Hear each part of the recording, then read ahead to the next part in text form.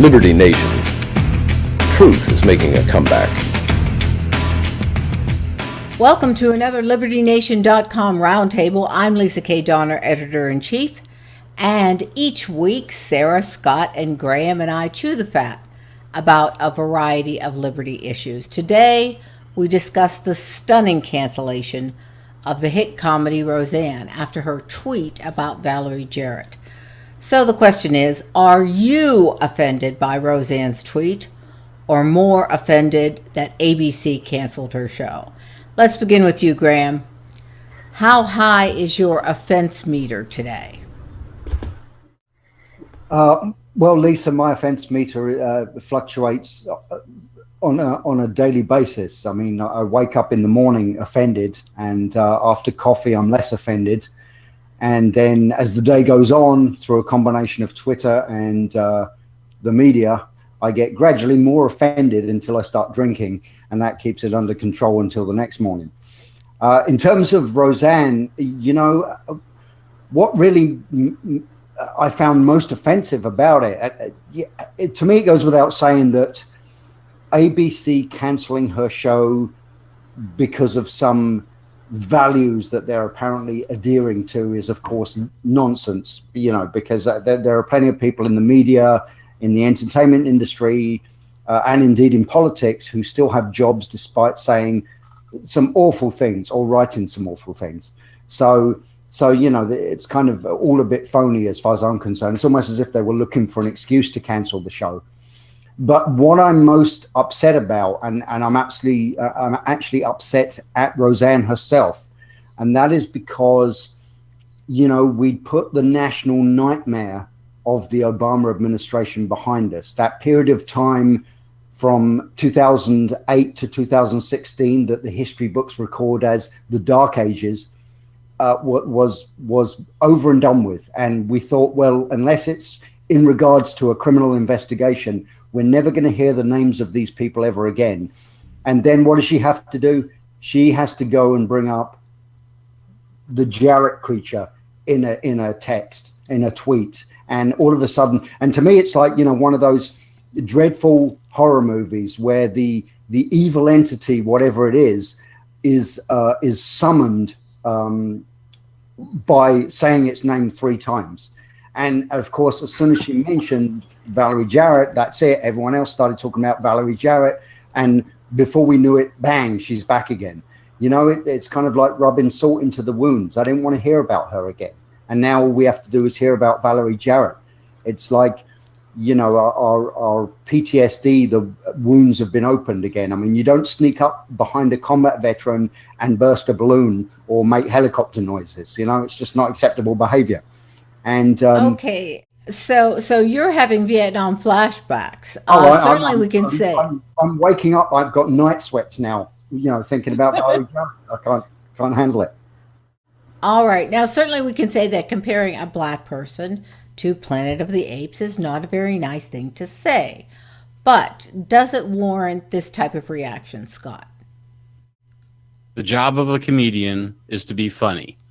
In order to allow people to be funny, they have to be able to be not funny. You can't just only allow for funny attempts that are successful from a comedian. And this was an attempt by Roseanne Barr, who is a comedian, to be provocative and funny. And whether she failed at that or not doesn't impact my sort of offense level. She is a comedian, and she's one who is comfortable with all manner of off-color, crass, vulgar, you name it, humor. If that's something that you enjoy, then, you know, feel free to enjoy it. I don't understand. I think that what is offensive is that ABC has decided that there are some comedians who are allowed to say whatever they want, and as long as whatever they want is hostile to conservatives, libertarians, and Donald Trump, then they are permitted to say whatever they want, whether it's funny or not. And there are other comedians who, if they say something that is critical of Obama or Democrats, or they're oftentimes lockstep political issues like abortion on demand, paid for by taxpayers and things like that, that those people are forbidden. And that is why the American Broadcasting Company executives, I think, are really the offensive ones. Lisa, George Taylor was asked by Honorius, tell us why all apes are created equal. And he said, some apes, it seems, are more equal than others. All right, now, Sarah, do you think Roseanne's free speech has been flushed down the toilet, or do you think she got what she deserved? Well, I don't think ABC let any grass grow under their feet by whacking her off the network. But, come on, let's face it, that would have been the consumer. If the consumer had boycotted ABC, or the consumer wrote in and said, we find this horrible and you got to get this woman off your program, that would have been a different thing. Consumer is king. But when it's just ABC with their heavy hand whacking her off, yes, I think she was fired because she spoke her mind freely. Yeah, it was stupid, but she's a comedian. Comedians are stupid people sometimes. They offend everybody, and some of us were horribly offended and some of us were not offended. I wasn't offended whatsoever. I thought it was a dumb move on her part, but I think it's a dumber move what ABC has just done. Has anybody here watched the program? Yes. No. The Okay. reboot? No. I saw the original, of course, but All right. not the reboot. Sarah, what did you think of it? It's about as well-rounded as you can get. You have a family in a fictional Illinois town that works in factories. They're middle class. They're AARP now members. They have always struggled. They have raised children. Their children have now brought children home. They're mixed racial. It touches on everything. It touches on LGBTQ in a positive light. It touches on interracial children and interracial families in a positive light. It allows for her sister on the show, the character that plays her sister on the show, to denounce Trump, whereas Roseanne and her husband on the show, they are pro-Trump. It's a well-rounded audience. Okay, and now, Graham, do you think another network will swoop in and resurrect Roseanne? Well, that's I don't think that's going to happen. In a way, I would like to see it happen purely for the spectacle of more liberal heads exploding, really. But I'm not sure that is going to happen. I've already seen some people suggesting that maybe Fox should pick it up. I just don't know. It's sad to say, but I think that this is.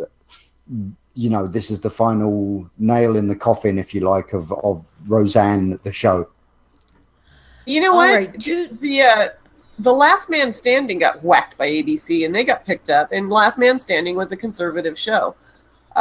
It got picked up by Fox, so I wouldn't count her out yet.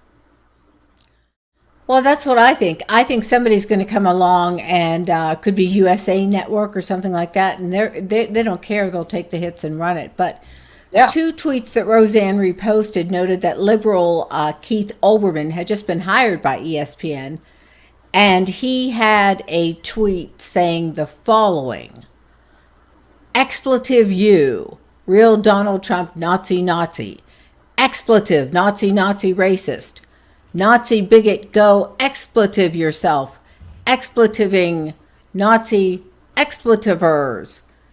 That's a pretty nasty tweet, is it not, Scott?